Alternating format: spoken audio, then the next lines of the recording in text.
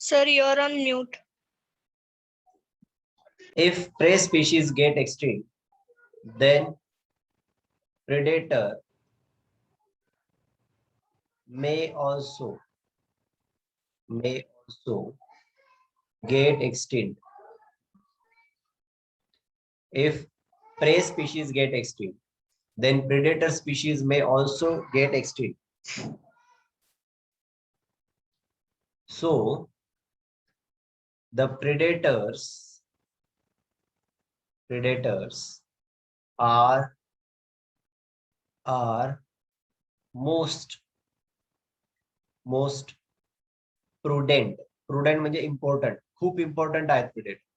कारण प्रेडेटर नसतील तर प्रेची संख्या वाढेल आणि प्रे नष्ट होतील, किंवा प्रे जर नष्ट झाले तर प्रेडेटर पण नष्ट होतील. समजते का तुम्हाला? म्हणून प्रेडेटर खूप इम्पॉर्टंट आहे. प्रेडेटर असेल तर प्रे पण कंट्रोल मध्ये राहतील आणि प्रेची संख्या पण नियंत्रणामध्ये राहील. ठीक आहे.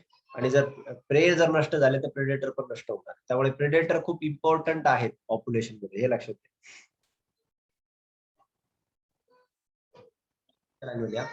Prey species have developed various mechanisms. Prey species have developed various mechanisms. Prey species have developed various mechanisms.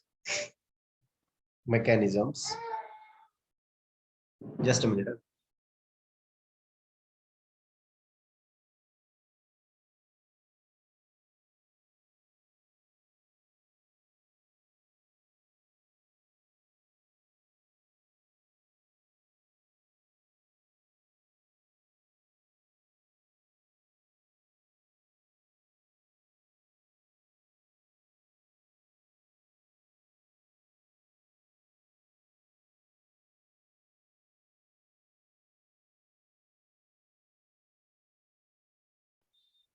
Prey species have developed various mechanisms for defense. त्यातलं पहिलं एक्झाम्पल लिहा. First example. Some species of frog are cryptically colored.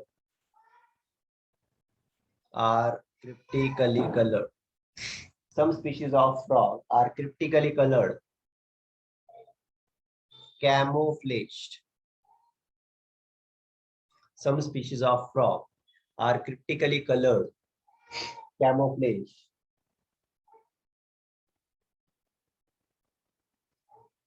To avoid detection by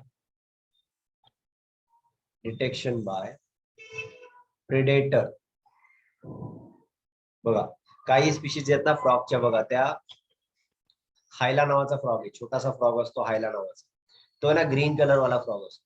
तो green colour वाला frog एखाद्या जर पानावर बसलेला असेल ना तर तो दिसूनच येणार. समजते? म्हणजे तो काय होतो, कॅमोफ्लेज होतो म्हणजे तो हाईड होऊन जातो कम्प्लिटली, त्या कलर मध्ये तो मिक्स होऊन जातो, त्यामुळे तो दिसून येत नाही. ठीक आहे. So some species of the frog are cryptically coloured, camouflage to avoid the detection by the predator. ठीक आहे. फ्रॉग पण आहेत, काही इन्सेक्ट पण आहेत जे क्रिप्टिकली कलर्ड असतात. ठीक आहे. काही इन्सेक्ट असतात ते ग्रीन कलरचे असतात, ते जर एखाद्या पानावर बसलेले असतील ग्रीन कलर वाले तर ते दिसूनच येत नाही. कळालं? म्हणजे हे क्रिप्टिक कलरेशन आहे, हे सुद्धा प्रेडेटर पासून त्या एखाद्या प्रेचं प्रोटेक्शन करतात. हे एक एक्झाम्पल घेतलं आपण. पुढे लिहा. सम frogs are poisonous. पॉइझनस असल्यामुळे त्यांना सम फ्रॉग्स आर पॉइझनस. ते पॉइझनस असल्यामुळे त्यांना कोणताही प्रेडेटर जो आहे तो खाणार नाही. ठीक आहे. हे सुद्धा एक वे आहे. त्याचा एक एक्झाम्पल आहे पॉइझनस स्पीशीजचं, मोनार्क बटरफ्लाय. हे पण झालं.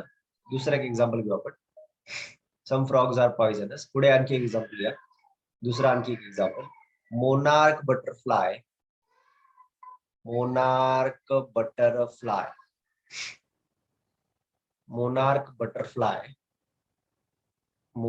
Butterfly is highly distasteful. Distasteful. Distasteful to its predator.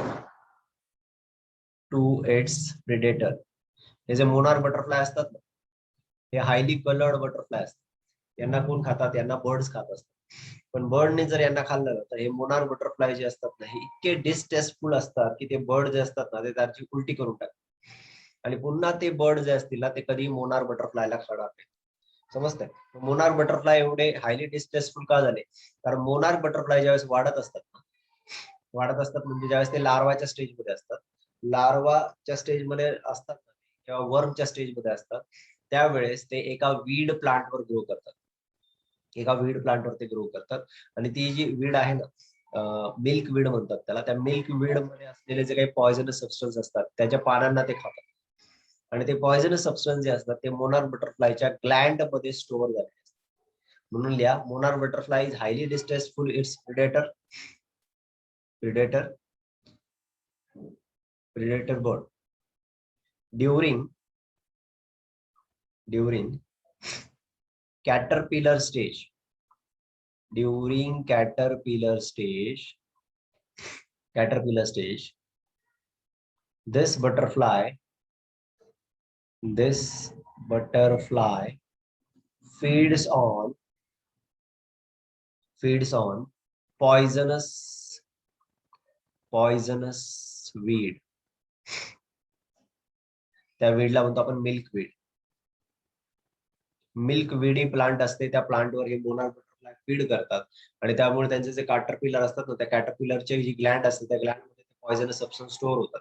आणि त्या कॅटरपिलरचा ज्यावेळेस बटरफ्लाय होणार आहे, त्या बटरफ्लायच्या बॉडीमध्ये पण ते डिस्टेस्टफुल सबस्टन्स जे असतील ते तसेच राहतात. एखादा ज्यावेळेस बर्ड त्यांना खाणार आहे, त्या बर्डला त्या distasteful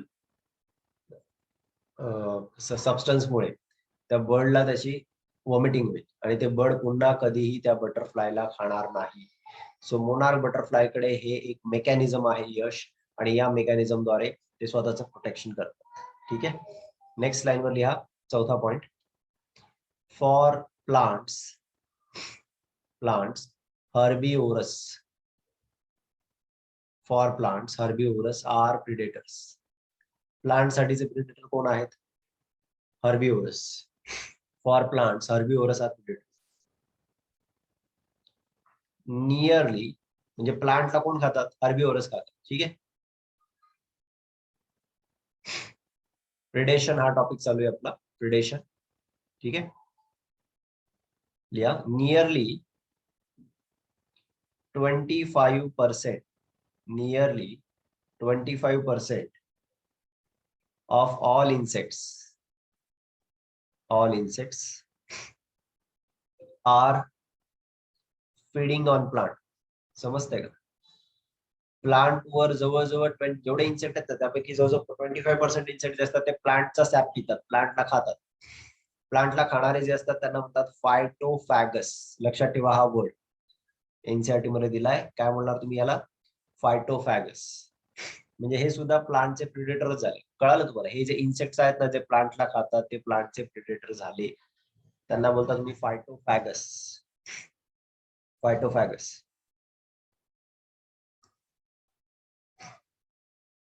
Plants have evolved various mechanisms for defense. बघा, प्लांटने पण डिफेन्स साठी खूप सारे मेकॅनिझम डेव्हलप केले. त्यातला पहिला डिफेन्स आहे, त्यामध्ये ए लिहा, केमिकल डिफेन्स. ठीक आहे, केमिकल डिफेन्स. मग केमिकल मध्ये प्लांट बघा काही पॉयझनस सबस्टन्स बनवते, त्याबद्दल आपण बोलूया नंतर. दुसरं लिहा मॉर्फोलॉजिकल डिफेन्स. ठीक आहे, मॉर्फोलॉजिकल म्हणजे स्ट्रक्चरल डिफेन्सेस प्लांटने डेव्हलप. ठीक आहे, आता त्यामध्ये लिहा पहिला chemical defence.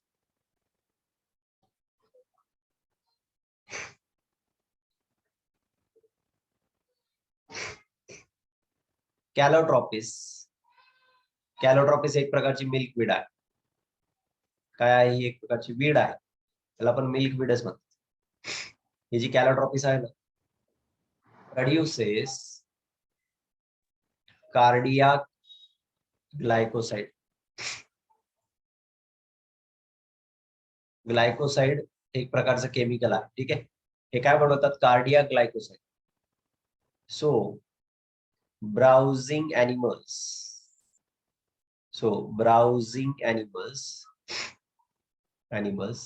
do not feed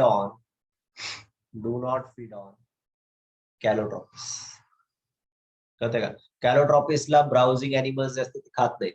शेतामध्ये हे कॅलोट्रॉपिस कुठे पण ग्रो होतं, कुठे जरी ग्रो झालं तरी त्याला कोणतेही ब्राउझिंग अॅनिमल्स जे असतील ते खाणार नाहीत, कारण कॅलोट्रॉपिस मध्ये आहे कार्डियाक ग्लायकोसाइड.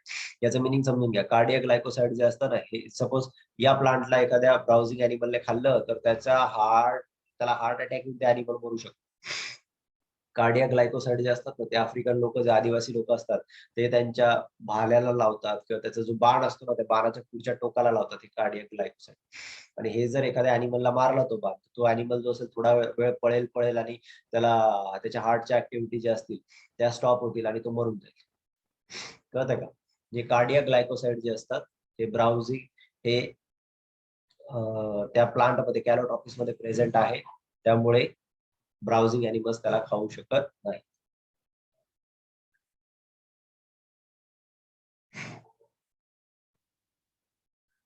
त्यानंतर काही प्लांट मध्ये काय आहे दुसरे केमिकल्स? अदर केमिकल्स जसे काय? निकोटीन आहे. तंबाखूमध्ये निकोटीन असतं, त्यामुळे प्लांट त्याला जास्त खाऊ नाही शकत. कॉफीच्या पानांमध्ये कॅफीन असतं, बरोबर, त्यामुळे दुसरे अॅनिमल्स जे असतील त्यांना जास्त खाऊ नाही शकत.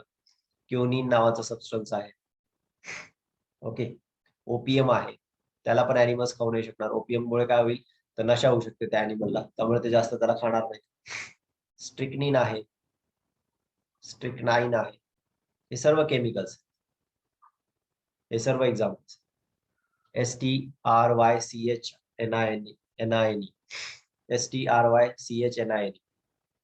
हे सर्व केमिकल्स आहेत जे प्लांट तयार करतात, आणि या केमिकलमुळे प्लांटचं प्रोटेक्शन.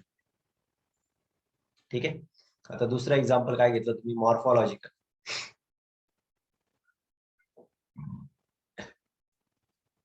दुसरं एक्झाम्पल घेतलं तुम्ही मॉर्फॉलॉजिकल.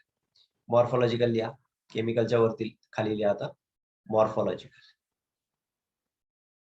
मॉर्फॉलॉजिकलचं एक्झाम्पल काय घेऊ शकतो तुम्ही? कॅक्टस आहे. ओके. कॅक्टस आहे. अकॅशिया आहे. एक्झाम्पल घेऊ शकतो. ठीक आहे. आतापर्यंत आपण बघा डिस्कस केलं. कॉम्पिटिशन आपण डिस्कस केलेलं आहे. म्युच्युअलिझम ही जी कन्सेप्ट आहे ती सुद्धा आपण डिस्कस केली. त्यानंतर आपण प्रिडेशन ही कन्सेप्ट सुद्धा डिस्कस केली. आता आपल्याला आणखी 3 कन्सेप्ट डिस्कस करायच्या. त्यापैकी एक आहे पॅरासिटिझम. हा कन्सेप्ट पूर्ण डिटेल मध्ये आपण डिस्कस केलं. सर्व जे एक्झाम्पल्स आहेत ते सर्व काही एक्झाम्पल्स देतो. आणखी 2 गोष्टी आपल्याला डिस्कस करायच्या. एक म्हणजे पॅरासिटिझम आणि दुसरं म्हणजे कॉमेन्सॅलिझम. ठीक आहे. या दोन्ही पण एनसीईआरटी मध्ये दिलेल्या पॉइंट्स आहेत. हे पॉइंट्स खूप इम्पॉर्टंट आहेत आणि यावर जे एक्झाम्पल्स असतात ना त्या बेसवरच क्वेश्चन असतात. एक्झाम्पलच्या बेसवरच क्वेश्चन असतात. चला तर आता डिस्कस करूया आपण पॅरासिटिझम. हे झालं असेल. सर हा बोल. सर मॉर्फॉलॉजिकल म्हणजे ते एक्सटर्नली ते काटे असतात म्हणून प्रोटेक्ट करतात. कॅक्टसवर काय असतात? काटे असतात, थॉर्न्स. म्हणून त्याचं एक्झाम्पल काय घेतलं मॉर्फॉलॉजिकलचं? कॅक्टस आणि कोण? अकॅशिया. काटे असतात ना त्यांच्यावर, थॉर्न्स असतात लीफवर, त्यामुळे त्यांना कोणी खाऊ नाही शकत. ते एक्झाम्पल. आता next we have to discuss is parasitism. हे 2 पॉइंट झाले की हा लेसन संपेल. पॅरासिटिझम.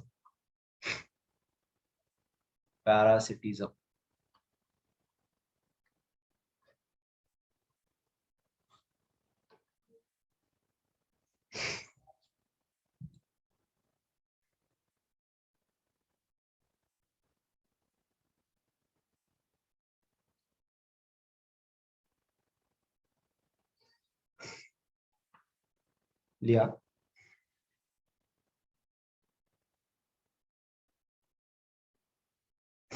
Parasites have evolved. तुम्हाला पॅरासाइट म्हणजे काय माहिती आहे, त्यामुळे ते काय लिहून नाही. Parasites have evolved special adaptations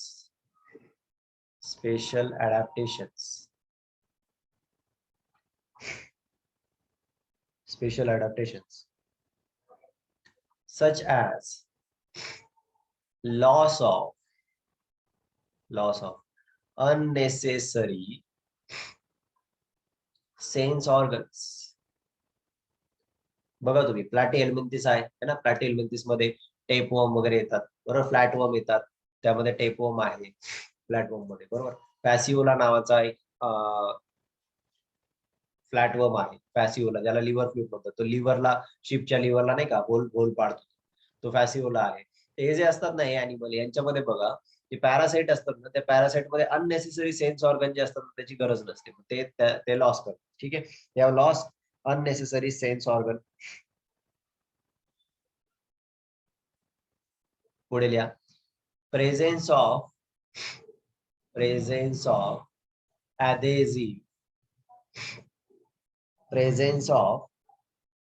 adhesive organs or suckers. त्यांच्याकडे सकर प्रेझेंट असतात, जेणेकरून ते फूड जे असतील त्याला ऍब्सॉर्ब करू शकतील, बरोबर का नाही. सकर्स असतात त्यांच्याकडे, adhesive ऑर्गन असतात, सकर्स असतात. काहींकडे हुक्स असतात, सकर्स आपण लिहू शकतो hooks. To cling on to the host, होस्टला पकडून ठेवण्यासाठी, होस्टच्या इंटेस्टाईनला पकडून ठेवण्यासाठी त्यांच्याकडे सकर्स असतात किंवा त्यांच्याकडे हुक्स असतात. त्यानंतर त्यांच्याकडे डायजेस्टिव्ह सिस्टम पण नसते काहींकडे, बरोबर काय. लॉस ऑफ डायजेस्टिव्ह सिस्टमची गरज नाही, कारण ते जर इंटेस्टाईन मध्ये राहत असतील तर ते डायरेक्टली डायजेस्टेड फूड आपलंच खातात, बरोबर की नाही. आपलंच फूड ते डायरेक्ट ऍब्सॉर्ब करतात. Loss of digestive system. त्यानंतर काय असतं त्यांच्याकडे, हाय रिप्रोडक्टिव्ह कॅपॅसिटी. हे सर्व काही फीचर्स आहेत, हे सर्व काही एक्झाम्पल्स आहेत. ठीक आहे, हाय रिप्रोडक्टिव्ह कॅपॅसिटी हे तुम्हाला कोणामध्ये दिसेल, पॅरासाइटची रिप्रोडक्शनची कॅपॅसिटी हाय असते त्यांच्याकडे. मे बी काही सर्वांकडेच नाही, पण काहींकडे डायजेस्टिव्ह सिस्टम पण नसते. त्यांच्याकडे हुक्स असतात, चकर असतात. जे मोस्टली जे इंटेस्टाईन मध्ये राहणारे असतात त्यांच्याकडे हुक्स असतात, चकर असतात, डायजेस्टिव्ह सिस्टम ऍबसेंट असते, डोळे नसतात त्यांना. म्हणजे जे अननेसेसरी सेन्स ऑर्गन असतात त्याची आवश्यकता नसते, ते ऍबसेंट असतात त्यांच्याकडे. ठीक आहे.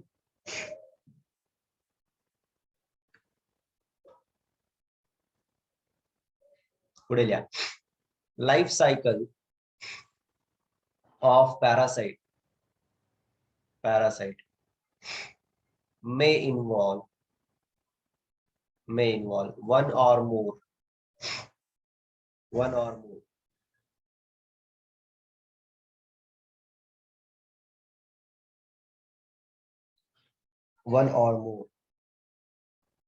होस्ट. एक पेक्षा जास्त होस्ट असू शकतात.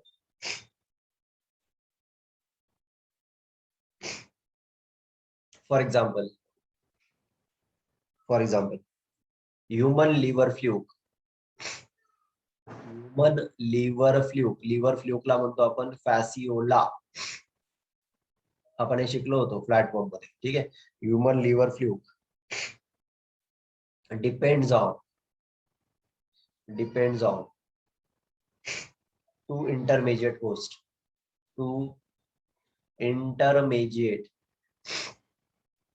होस्ट. दोन होस्ट वरती डिपेंडेंट असते ह्युमन लिव्हर फ्लूक. कोणते आहेत त्याचे दोन होस्ट? स्नेल एक सुद्धा होस्ट, स्नेल सुद्धा एक होस्ट आहे, and fish. Snail and a fish to complete its life cycle. Human liver fluke जे आहे फॅसिओला, त्याचे दोन इंटरमिजिएट होस्ट आहेत, एक आहे स्नेल आणि एक आहे काय, फिश. त्याची लाईफ सायकल कम्प्लीट करण्यासाठी त्याला डिपेंडेंट राहावं लागेल स्नेलवर आणि कोणावर, फिशवर. पुढे दुसरं एक्झाम्पल आहे, एक्झाम्पल 2. Malarial parasite. कोणता आहे? प्लाझ्मोडियम, बरोबर ना, तुम्हाला माहिती ते मलेरियल पॅरासाइट आहे प्लाझ्मोडियम. प्लाझ्मोडियम नीड्स कोणता मॉस्किटो? फिमेल अॅनोफिलस, बरोबर. अॅनोफिलस मॉस्किटो कोणता? फिमेल. टू स्प्रेड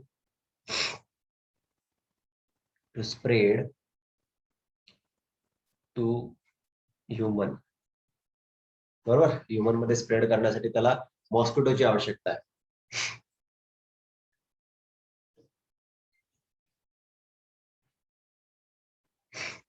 ठीक आहे.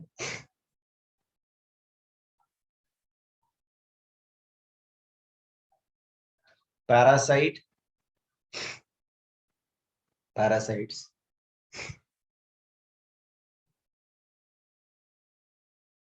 can be ectoparasit, बरोबर. एक्टोपॅरासाइट, मला माहिती आहे एक्टोपॅरासाइट म्हणजे काय. जे बॉडीवर राहतात त्यांना बोलू शकतो आपण ectoparasite. For example lice on humans. ह्युमनच्या हेअर मध्ये लाईस असू शकतात. ठीक आहे. हे दुसरं एक्झाम्पल आहे ticks on dog. Ticks TICKS on dogs. ठीक आहे. हे आहेत एक्टोपॅरासाइट.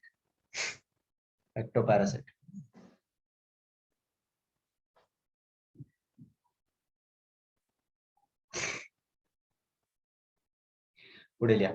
Many marine fish are infested with ectoparasite.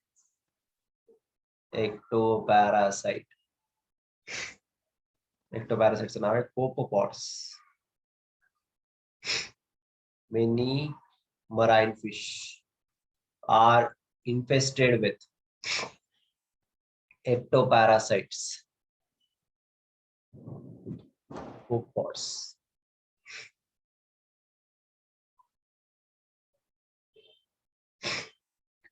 तुम्हाला मी समोर स्क्रीनवर दाखवतो का? ते समोर पहा स्क्रीनवर कोपपॉड्स कसे दिसतात. हे पहा, हे जे अॅनिमल दिसतात यांना म्हणतो आपण कोपपॉड्स. या कोपपॉडचं जे ना इन्फेक्शन झालेलं असतं. हे क्रस्टॅशियन्स आहेत. क्रस्टॅशियन्स म्हणजे एक प्रकारचे ऑर्थोपॉड्स आहेत, पाण्यामधले ऑर्थोपॉड्स आहेत. हे फिशला पण इन्फेक्शन करू शकतात. ठीक आहे. त्यांच्या स्किनवर इन्फेक्शन करू शकतात. फिशच्या स्किनवर ते अटॅच होऊ शकतात. ठीक आहे. हे एक्टोपॅरासाइट कळालं का? हे समोर दिसतात तुम्हाला. हे त्यांना म्हणायचं कोपपॉड्स. हे क्रस्टॅशियन्स आहेत. These are crustaceans. ठीक आहे. सो मराईन कोपपॉड जे असतात ते इन्फेक्शन करतात. मराईन फिशला इन्फेक्शन करतात एक्टोपॅरासाइट कोपपॉड्स. त्यानंतर आणखी एक एक्झाम्पल घ्या पुढचं. कसकटा. मला माहिती आहे कसकटा म्हणजे डॉर्डर प्लांट, बरोबर. हिला अमरवेल म्हणतो. अमरवेल.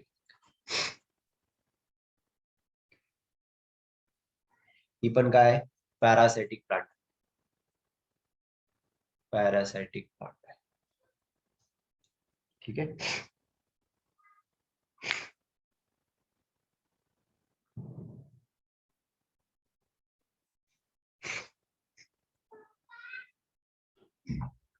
आता नेक्स्ट आपण डिस्कस करू. नेक्स्ट जे डिस्कस करायचंय त्यामध्ये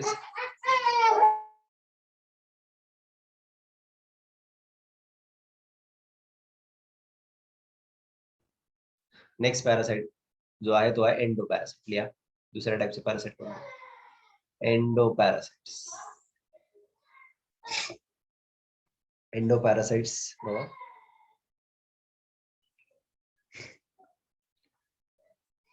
एंडोपॅरासाइटचे एक्झाम्पल द्या. आता आपण बघितलेले ते एक्झाम्पल फॅसिओला, टेपवर्म, हुकवर्म. हे सर्व कशाचे एक्झाम्पल आहे? एंडोपॅरासाइट्स. ठीक आहे. हे सर्व एक्झाम्पल्स आहेत एंडोपॅरासाइट्स. Done.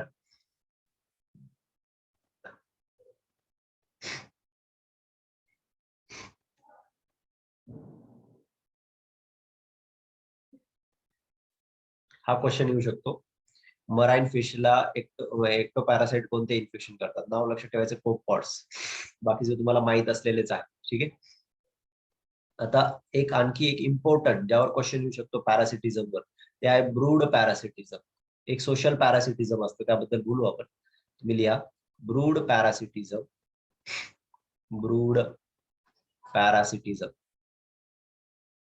Brood parasitism in birds. In birds.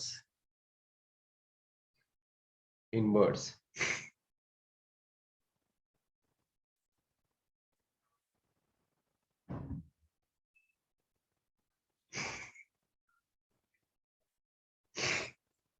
याच्यामध्ये बघा, कक्कू म्हणजे तुम्हाला माहिती ना कोयल. कोयल जी असते ना, कक्कू म्हणतात तिला. ही जी असते ही एक देते कोणाच्या घरट्यामध्ये माहिती का? क्रोच्या. Cuckoo eggs in nest of crow. These eggs are similar to eggs of cuckoo. Of crow. Sorry, these eggs are similar to the eggs of crow. हे जे eggs असतात ना, जी कक्कू देते, ती क्रो सारखीच असतात.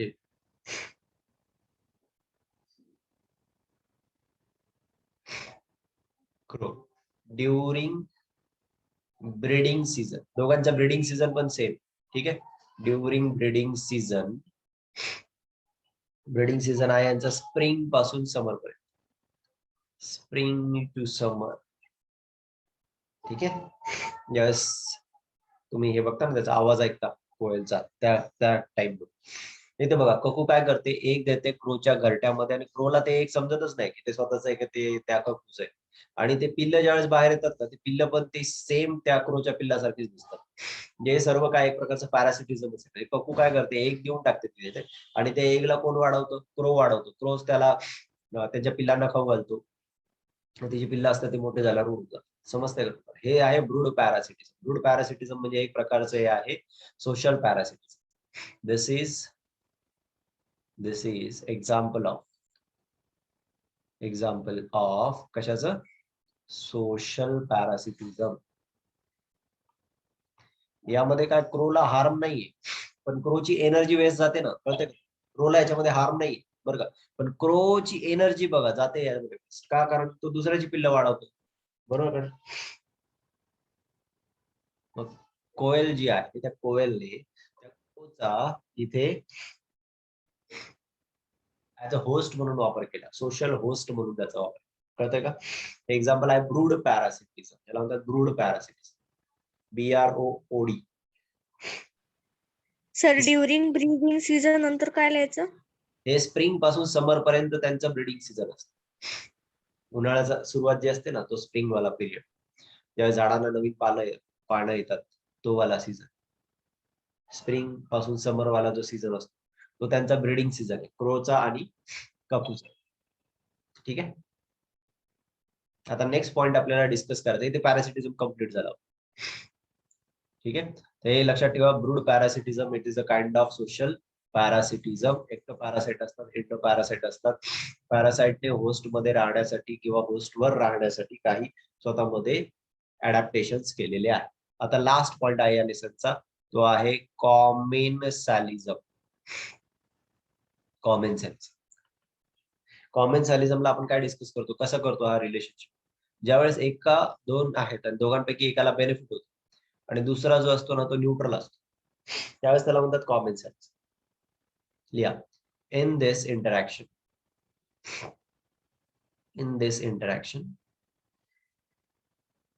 one species benefits and other is neutral. म्हणजे benefit पण नाही आणि हार्म पण नाही. कळतं का? दुसरी न्यूट्रल आहे, बेनिफिट पण नाही, हार्म पण नाही. एक्झाम्पल घ्यायचं. पहिलं example, first example, orchids growing as epiphyte,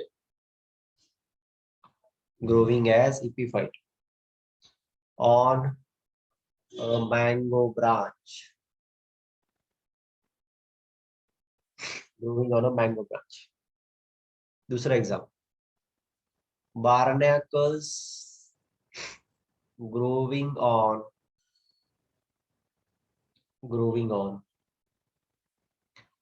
the back of well,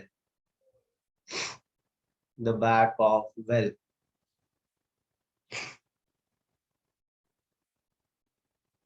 तीसरा एक्झाम्पल, कॅटल इग्रेट, सर्व सांगतो मी, तुम्ही पहा एक्झाम्पल.